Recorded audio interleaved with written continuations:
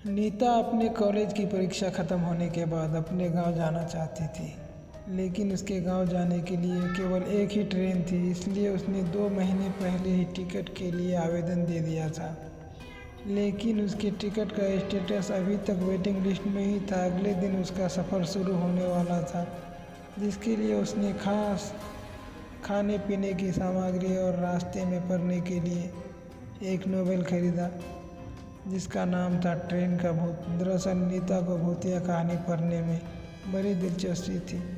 वो अक्सर इसी तरह की बातें किया करती थी, इसलिए ज़्यादातर विद्यार्थी नीता से बात करने पसंद नहीं करते थे। नीता को भी अपने अकेले रहने में ज़्यादा पसंद था, इसलिए वह किसी की बात करने न करने से उसे कोई खास फर्क नहीं पड़ता था। दूसरे दिन नीता रेलवे स्टेशन पहुंच जाती है, लेकिन अभी तक उसकी वेटिंग लिस्ट क्लियर नहीं हुई होती है। नीता सीट न मिलने से परेशान होती है। वह सीट के इंतज़ाम के लिए टिकट चेकर की तलाश कर रही होती है।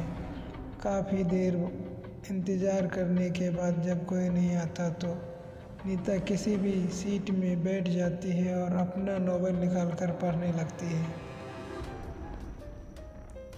ट्रेन में यात्रियों का आवागमन चलता रहता है, लेकिन नीता भूतिया किताब में पूरी तरीके से खो चुकी होती है। किताब पढ़ते पढ़ते नीता को 2 घंटे गुजर जाते हैं। तभी ट्रेन में टिकट चेकर आता है और वह नीता से उसकी टिकट मांगता है। नीता अपनी टिकट दे देती है, लेकिन नीता का टिकट वेटिंग लिस्ट में है। यह देखकर टिकट चेकर नीता से कहती है, क्या तुम सारी रात ऐसे ही बैठे बैठे सफ़र करोगे?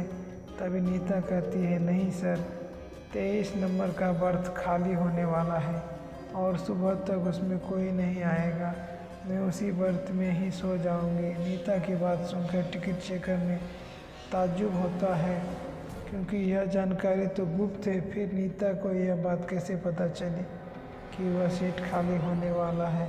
टिकट चेकर सोच में ही पड़ा होता है कि अचानक नीता कहती है, सिर्फ 1500 रुपये के लिए किसी की जान ले लेना अच्छी बात नहीं है सर। और यह बात सुनते ही टिकट चेकर के चेहरे का रंग बदल जाता है।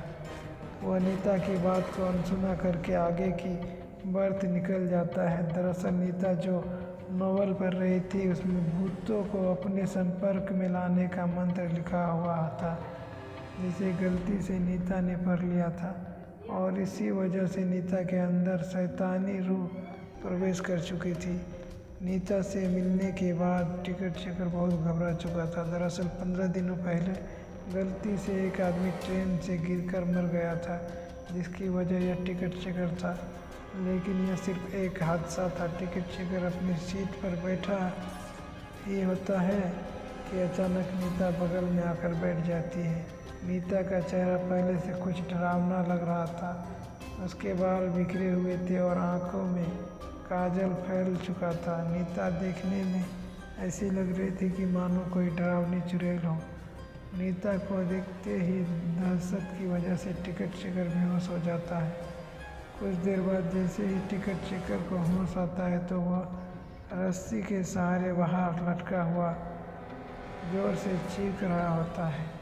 उसकी आवाज़ सुनकर रेल के सभी यात्री इकट्ठा हो जाते हैं, लेकिन नीता के डरावने चेहरे की वजह से किसी की हिम्मत उसे बचाने की नहीं होती। यात्रियों के बीच में एक भिक्षु भी यात्रा कर रहे होते हैं। वह बहुत देर से आंख बंद करके अपने ध्यान में बैठे हुए होते हैं, लेकिन यात्रियों की चीख पुकार सुनकर उसका ध्यान भंग हो जाता है और वह क्रोधित हो जाते हैं।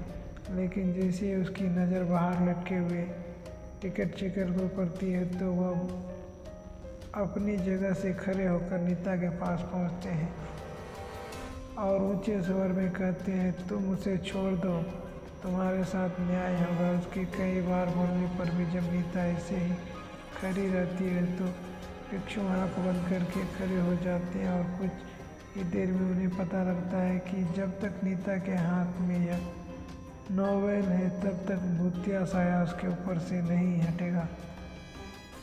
भिक्षु अपनी बुद्धिमानता से नीता के हाथ से नोवेल छीन लेता है और उसे ट्रेन से बाहर फेंक देता है।